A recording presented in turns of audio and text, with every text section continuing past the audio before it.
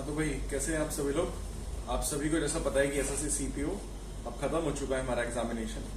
तो आप सभी के मन में ना ये वाले सवाल आ रहे होंगे, सर कितनी कट ऑफ जाएगी, सर हमारा होगा या नहीं होगा, सर सेफ स्कोर बता दो, सर फिजिकल की तैयारी करें या नहीं करें, सर 22 दिसंबर को मेंस है।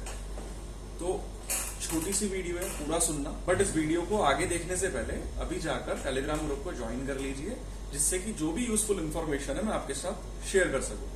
क्लियर है, आप तक वो बात पहुंच जाए। तो अभी कट ऑफ को समझते हैं कि कट ऑफ क्या रह सकती है हमारी।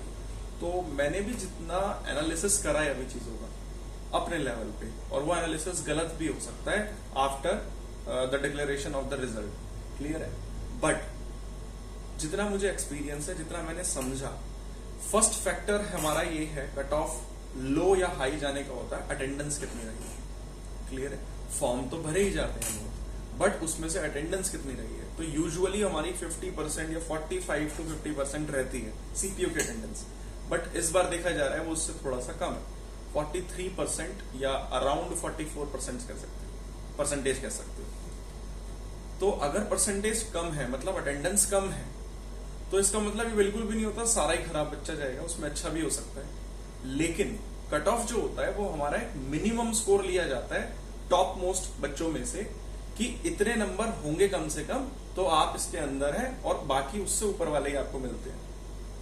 क्लियर है, इसका मतलब होता है कट ऑफ। दूसरी चीज ये हो गई, पहली बात अटेंडेंस की। दूसरी बात है सर पेपर का लेवल कैसा था। अब कुछ बच्चा बोलता है कि सर हम 180 लगाया है, पेपर बड़ा इजी आया था। हमें जब तक आंसर की नहीं आती हम कैसे ट्रस्ट कर ले कि 180 सही ही होंगे। जो आप 90% एक्यूरेसी बोल रहे हो वो 90 ही रहेगी, ऐसा नहीं बोल सकते ना हम।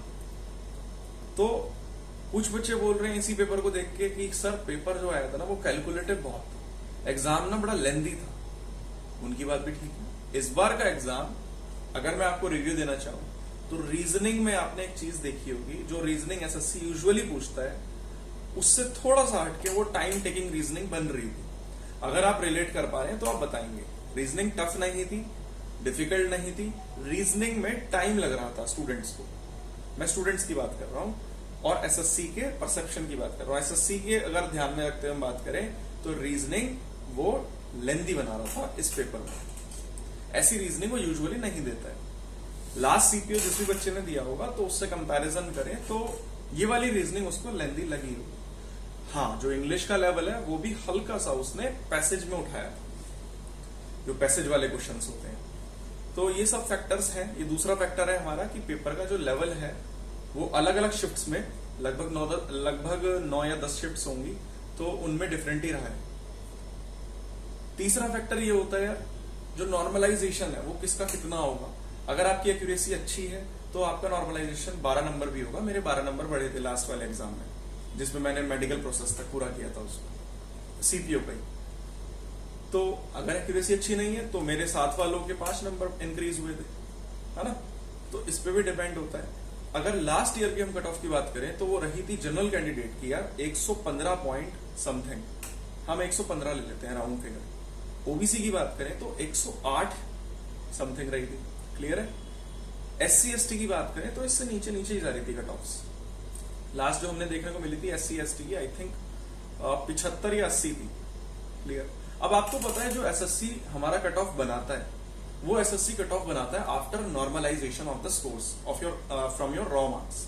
ठीक है, तो वो रॉ मार्क्स में से आपका नॉर्मलाइजेशन को ऐड करता है रॉ मार्क्स में, देन उसके बाद एक कट ऑफ बना रहा होता है। तो आपके रॉ मार्क्स, ये तो पक्की बात है, अगर 115 कट ऑफ है तो उससे कम ही रहे होंगे।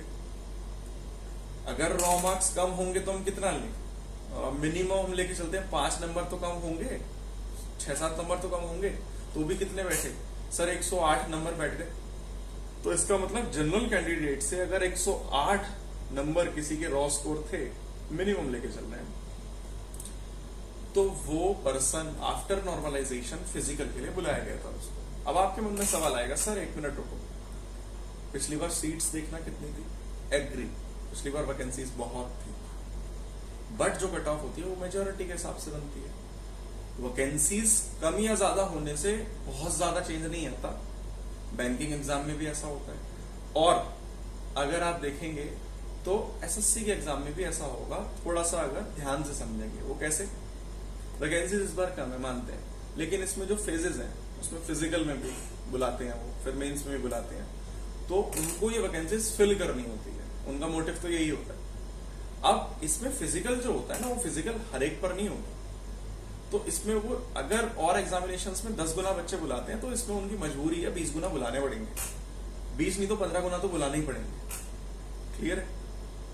तो इन सब चीजों को समझकर मैंने जो कट ऑफ बनाई है वो कट ऑफ यही कहती है कि अगर आपके रॉ स्कोर 115 से लेके 125 तक जनरल कैंडिडेट से बन रहा है तो आप बिल्कुल फिजिकल की तैयारी कर लें। ठीक है, 115 से लेके 120 रख लो, 25 नहीं, 115 से लेके 120 तक रॉ स्कोर बन रहा है तो आप बिल्कुल रेडी हो जाओ फिजिकल की तैयारी के लिए। आपको पक्का मैसेज आएगा कि आपका प्रीलिम्स क्वालिफाई है। क्लियर है? और ये वीडियो मैं बना रहा हूं जब रिजल्ट आए तो तब आप देख सकते हो। हाँ, ये भी मैं बोल रहा हूं कि ये सिर्फ हमारी अजम्पशंस होती हैं, ये हमारी प्रेडिक्शन है कि हम ऐसा प्रिडिक्ट कर रहे हैं, ऐसा हम अज्यूम कर रहे हैं, तो इसमें कुछ मिस्टेक्स हो सकती है, जायज मिस्टेक्स हैं। तो ये मेरा ओपिनियन है, सबके ओपिनियन डिफरेंट होते हैं। क्लियर? तो 115 से 120 जनरल कैंडिडेट सेफ है बिल्कुल। ओबीसी की बात करें तो ओबीसी के लिए मैंने लिखे हैं मार्क्स 110 से 115 अगर रॉ स्कोर है, 110 भी रॉ स्कोर अच्छे से बन रहा है और एक्यूरेसी के साथ बन रहा है तो आप बिल्कुल लाइन में इन। क्लियर? तो आफ्टर नॉर्मलाइजेशन आपको फिजिकल के लिए कॉल आ जाएगा। अगर आप ईडब्ल्यूएस से हैं तो लगभग सिमिलर लेके चलो इसका स्कोर। ओबीसी ईडब्ल्यूएस अब तो बिल्कुल सेम ही चल रही है सब चीजें। ठीक है, वही 112 से 120 या 110 से 115 स्कोर रॉ बन रहा है तो आप बिल्कुल इन है। एससी एसटी की बात करें तो यार मिनिमम 90 रखना, चाहे आप एसटी से बिलोंग करते हो या एससी से बिलोंग करते हो। रॉ स्कोर को मिनिमम 90 लेके चलना, 90 स्कोर लेके चलना मिनिमम। ठीक है, उसके बाद रॉ स्कोर में जब नॉर्मलाइजेशन होगा तो आप खुद लाइन में आ जाएंगे। ये हो गई मेल कैंडिडेट्स की बात। अगर मैं फीमेल कैंडिडेट्स की बात करता हूं तो जो जनरल कैंडिडेट का मैं बता रहा था 115 से लेके 120 तक, फीमेल कैंडिडेट्स ध्यान रखें 125 रॉ स्कोर अगर आ रहा है, 125 और या उससे ऊपर, तो भाई आप भी फिजिकल की तैयारी कर लीजिए, आप भी बिल्कुल सेफ है। ज्यादा वीडियोस किसी की मत सुनिए वरना आप कंफ्यूज हो जाएंगे और आप पीछे रह जाएंगे। फीमेल्स के लिए भी बोल रहा हूं मैं, मेल्स के लिए भी बोल रहा हूं। हर वीडियो में डिफरेंट लोग बता रहे हैं। कोई बोल रहा है 160 जाएगी, 140 से तो नीचे जाएगी नहीं, 150 जाएगी। मैं ये नहीं बोल रहा वो गलत बोल रहे हैं, सही बोल रहे हैं, पर मुझे ऐसा लगता है कि आप जितना औरों को सुनते रहेंगे ना उतना कंफ्यूज होंगे और कट ऑफ जैसे ही देखेंगे तो आप शॉक्ड होंगे। आपको बात समझ आ रही है? सीपीयू की जो इमेज रही है, सीपीयू एग्जामिनेशन की सॉरी, उसकी इमेज ये है कि वो प्री की कट ऑफ ना मैक्सिमम उसने आज तक दी ही नहीं है अपनी, इससे कम वैकेंसीज मिली। क्लियर? तो उन सब चीजों को सोच समझ के मैं स्कोर बता रहा हूं। अगर आपको अच्छा लग रहा है तो आप आगे फर्दर अपनी तैयारी कर सकते हैं फिजिकल की।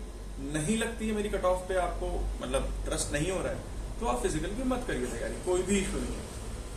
तो गर्ल्स के लिए जनरल से है तो 125 अगर रॉ स्कोर बन रहा है तैयारी करिए। ओबीसी से है 120 रॉ स्कोर बन रहा है तैयारी करिए। एससी एसटी से है 110 100 स्कोर भी बन रहा है तैयारी कीजिए। 100 स्कोर भी बन रहा है तैयारी कीजिए। ईडब्ल्यूएस और ओबीसी का सेम लेके चलिए। क्लियर? ये मेरी तरफ से कट ऑफ है यार। थोड़ी वीडियो आई थिंक लंबी हो गई होगी बट नो इश्यूज। आप इस कट ऑफ को ध्यान में रखो, फिजिकल की तैयारी करिए। 30 से 35 दिन आपके पास है। मैं डेली वीडियो बना के लाऊंगा फिजिकल के ऊपर भी। प्लस जिन बच्चों का दिल्ली पुलिस कांस्टेबल का आ रहा है वो मुझे नीचे कमेंट करेंगे कि सर हमारा दिल्ली पुलिस कांस्टेबल का भी एग्जाम है, तो उसके भी रेगुलर वीडियोस हम बनाया करेंगे। Thank you so much guys, keep supporting. Channel share नहीं करा, सब्सक्राइब नहीं करा तो सब्सक्राइब करिए। Thank you so much.